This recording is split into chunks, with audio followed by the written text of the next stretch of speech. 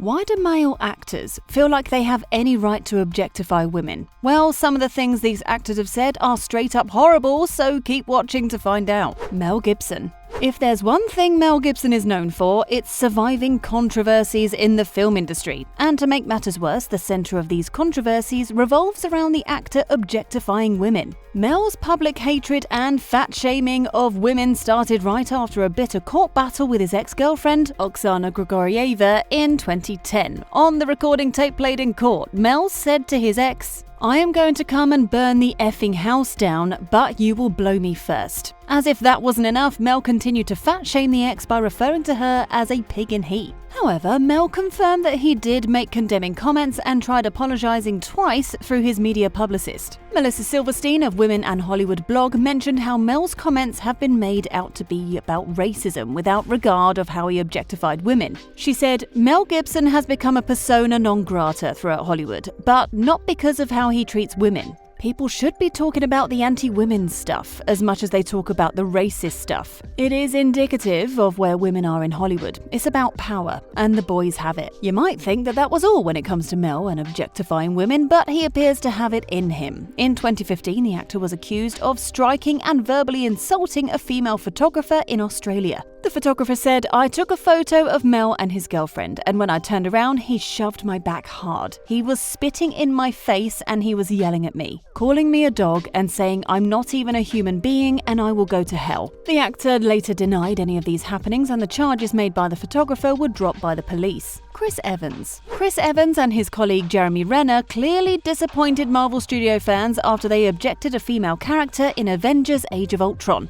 The interview, which showed Chris and Jeremy laughing and having fun, had them objectify Black Widow, played by Scarlett Johansson. They were asked what they think of Black Widow's numerous affairs in the Marvel Universe, and Jeremy said she was a loose woman, to which Chris laughed and said he was also going to say something along those lines and mentioned she was a complete cool girl. However, many fans were not happy with this statement, even if it was about a fictional character. To most, how these actors treat women is reflected in their jokes. On seeing the reactions to this, Chris released a statement that says, "Yesterday we were asked about the rumors that Black Widow wanted to be in a relationship with both Hawkeye and Captain America. We answered in a very juvenile and offensive way that rightfully angered some fans. I regret it and sincerely apologize." Jeremy also issued an apology saying, "I am sorry that this tasteless joke about a fictional character offended anyone. It was not meant to be serious in any way. I was just poking fun during an exhausting and tedious press tour." Adam Sandler.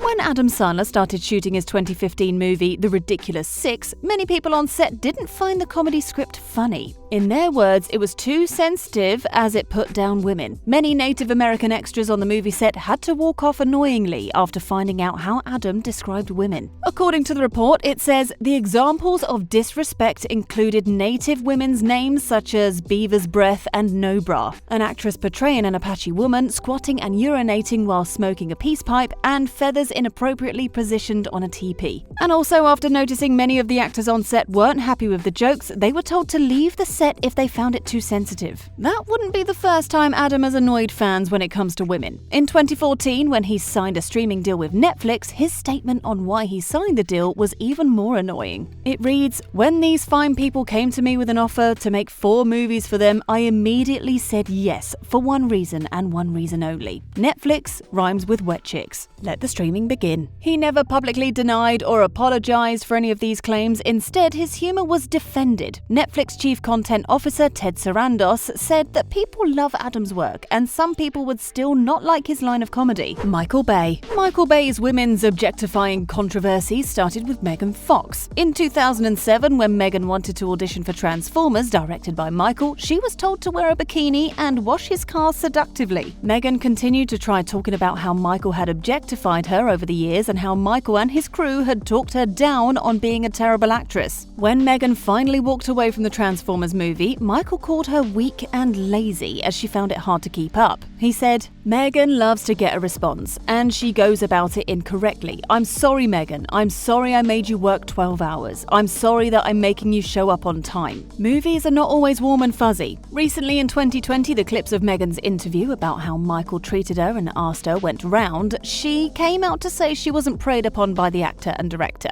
Michael didn't stop with Megan, as he also objectified her replacement Rosie HuntingtonWhiteley in Transformers. Rosie said that Michael drove her to a lonely desert where they first met and asked her to walk in heels without wearing anything but heels, underwear, and a cape. She mentioned how terrified and pissed she had been the whole time, and Michael didn't only objectify women, he body-shamed Kate Beckinsale in 2001, when he mentioned that he picked her for the Pearl Harbor role because she wasn't attractive. He said, "I didn't want someone who was too beautiful. Women feel disturbed when they see someone's too pretty. When you look at Titanic, Kate Winslet is pretty but not overwhelmingly beautiful. That makes it work better for women." Many other women have also talked about their experiences with Michael on set, and it isn't a good one because it screams women's objectification and body shaming. Andy Cohen. Andy Cohen can be daring, but he sometimes takes it a little too far, especially on his show Watch What Happens Live. In an interview with Nicki Minaj, Andy kept asking uncomfortable questions from the audience, and Nicki still tried her best to not take offense at them. He asked Nicki if she would sleep with Drake if they were both single, to which Nicki replied no. The night got even weirder as more questions were pulled up. Then she was asked who has the biggest man part in the industry, since she may have seen a lot. And she answered that she had never seen any in the industry except for the one that she'd known for 10 years. The audience at the show giggled and carried on as usual, except some fans didn't like the objectification when the clip got online, because they think if Andy was interviewing a male celebrity, he wouldn't ask those low and self-degrading questions. The same influence has been noticed by many fans who think Andy Cohen promotes the objectification of women to create content. They believe he brings women against each other just to see them fight, especially on the reality show The Real Housewives.